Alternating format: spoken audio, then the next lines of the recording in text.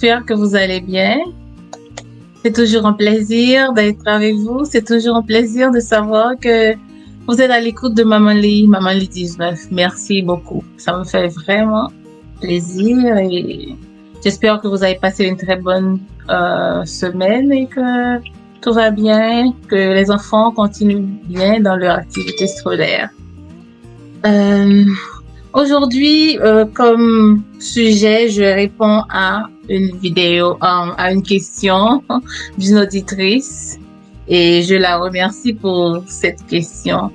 Et donc, c'est concernant les enfants et l'exposition à l'écran. On va dire les bébés et l'exposition à l'écran parce que cette auditrice, elle a quand même un bébé, c'est une jeune maman.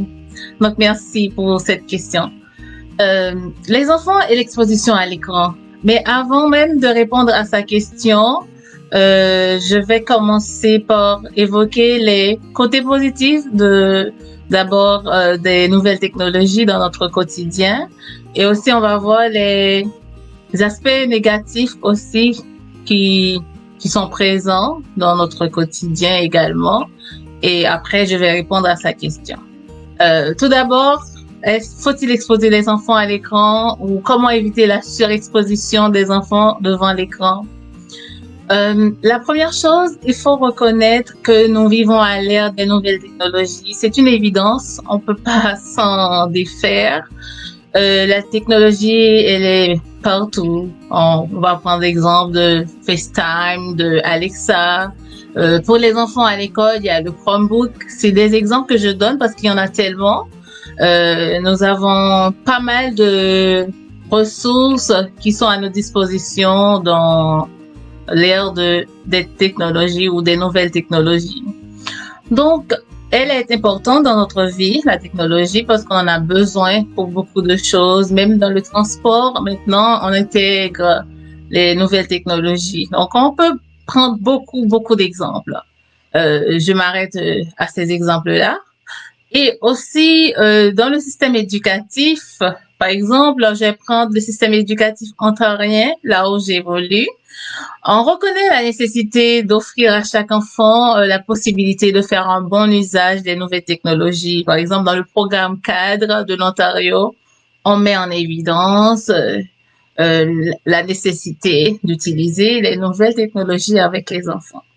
Bien entendu, il y a des ressources pédagogiques qui sont à leur disposition. Il y a aussi des matériels didactiques qui sont là, comme je viens de mentionner, les Chromebooks, les sites éducatifs, pas mal de choses.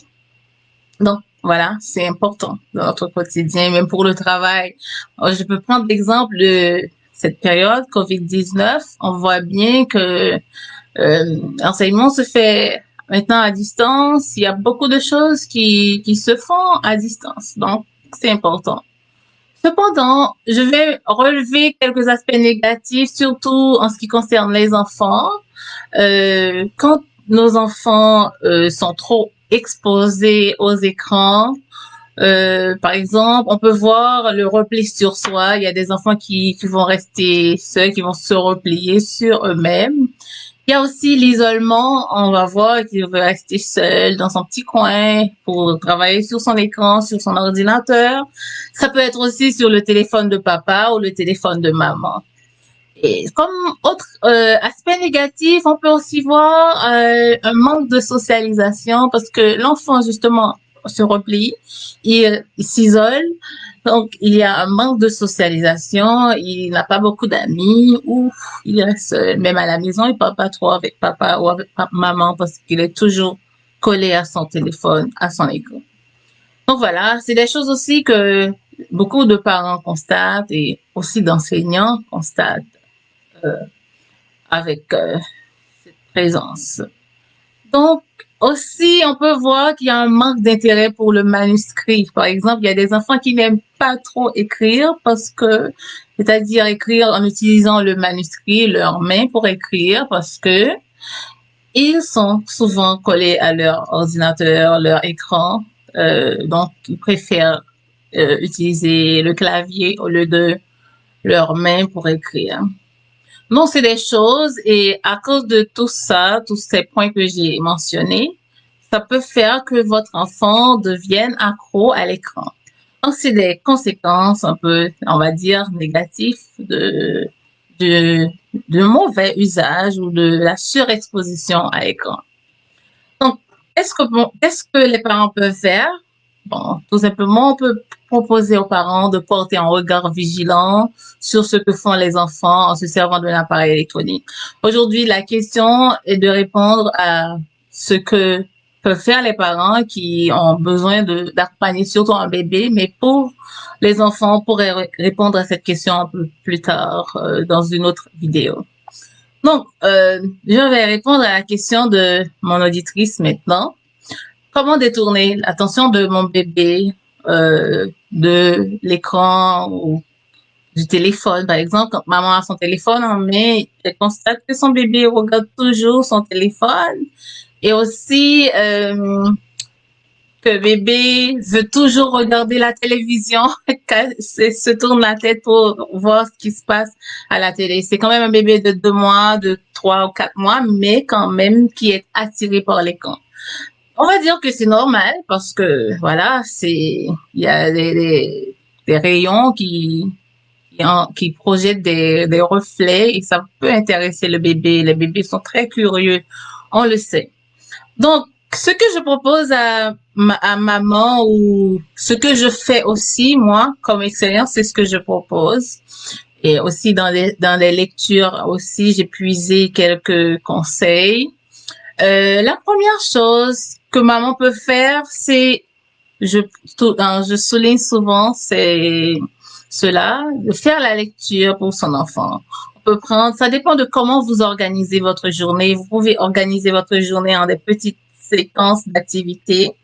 Vous pouvez faire de la lecture. Ça n'a pas besoin d'être trop long. Ça dépend de vous aussi. Vous pouvez lire un livre pour votre enfant, même si c'est un bébé, mais votre voix peut l'apaiser et comme ça peut être un très bon moment de passer en compagnie de votre bébé. Aussi, vous pouvez chanter des comptines pour votre enfant. Il y a des comptines sur YouTube, aussi des chansons que vous-même pouvez inventer pour votre enfant, pour essayer de passer du temps avec votre enfant, pour trouver du plaisir avec votre enfant. Comme ça, vous n'avez pas besoin de rester toujours devant votre téléviseur. Autre chose, c'est aussi de faire des folies. Vous pouvez faire des folies avec votre enfant. Ça dépend de vous. Vous pouvez rire aux éclats avec votre enfant. C'est un exemple. Mais aussi, c'est des choses qui peuvent vous aider à ne pas rester trop accolé ou trop exposé à l'écran avec votre enfant. Vous pouvez aller prendre une marche, aller marcher avec votre enfant, vous promener.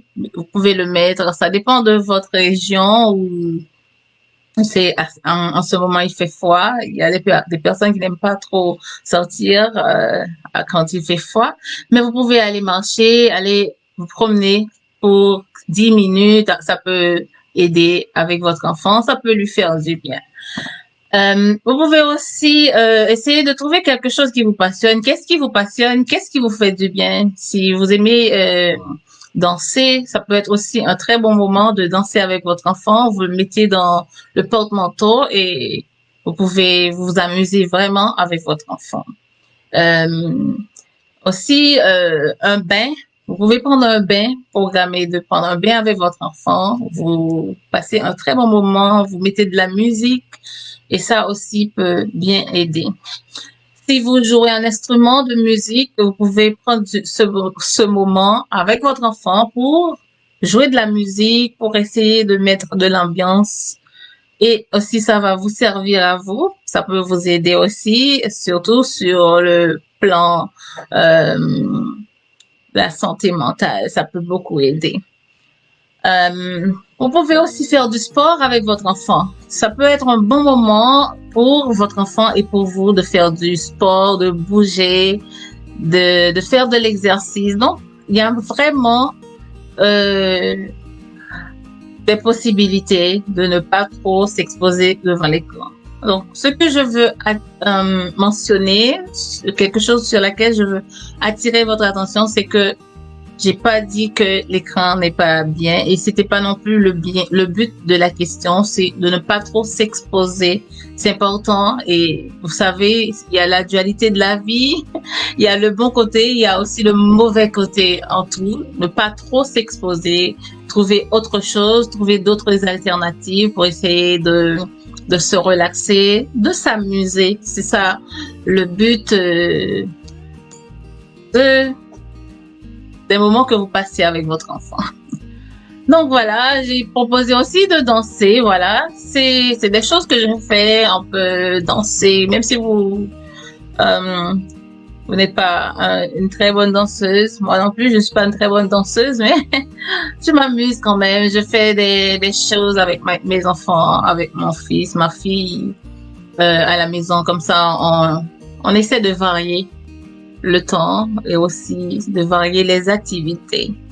Et la dernière chose, vous n'oubliez pas non plus de vous reposer. Vous pouvez vous reposer, dormir aussi quand votre enfant, il dort. Surtout pour les jeunes mamans qui ont des bébés, des tout petits bébés. Donc voilà, c'est quelques conseils que je voulais proposer en ce qui concerne les enfants et l'exposition à l'écran ou encore les bébés et l'exposition à l'écran, on va dire la surexposition à l'écran. Donc, je vous remercie toujours de votre écoute et aussi merci de vous investir dans l'éducation de votre enfant. N'oubliez pas, un parent prévenant, c'est un parent qui cherche toujours à établir une relation horizontale avec son enfant au jour le jour pour le bien-être de son enfant. Merci à vous. Mon nom c'est Shirley Brunage. C'est toujours un plaisir de vous accueillir sur cette page, la page Marley 19. Aussi, merci de votre fidélité à cette page.